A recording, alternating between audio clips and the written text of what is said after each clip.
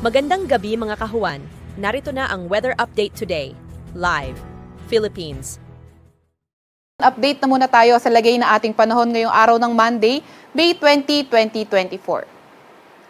Sa kasalukuyan ay easterlies na lamang yung nakakaapekto sa ating buong bansa. Kaya asahan nga natin sa may Metro Manila at sa ating buong kapuluan yung partly cloudy to cloudy skies with chances of localized thunderstorms. So kahit easterlies lang yung nakakaapekto sa atin, ingat pa nga rin tayo sa mga tsansa ng mga pagbaha at pagguho kapag nagiging katamtaman hanggang sa malalakas yung mga pag-ulan.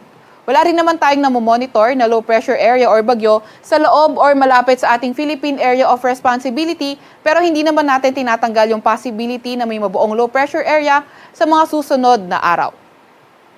Para naman sa lagay ng panahon bukas sa may Luzon for Metro Manila and the rest of Luzon, mga tsansa pa nga rin ng mga thunderstorms yung ating dapat pag-ingatan dahil partly cloudy to cloudy skies condition pa rin naman tayo.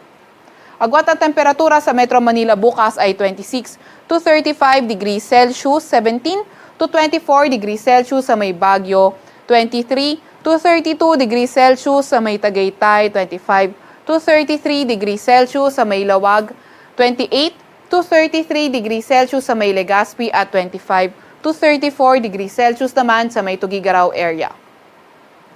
Agwat naman ng temperatura sa Puerto Princesa at Calayan Islands ay 27 to 34 degrees Celsius. Para naman sa lagay ng panahon, bukas Visayas at Mindanao area. So patuloy pa nga rin yung fair weather conditions with chances of localized thunderstorms o yung mga pulu-pulong pag-ulan, pagkidlat at pagkulog. Yung ating mga kasamahan sa may Regional Services Division ay maglalabas ng mga thunderstorm advisory, rainfall advisory o hindi kaya heavy rainfall warning kung kinakailangan.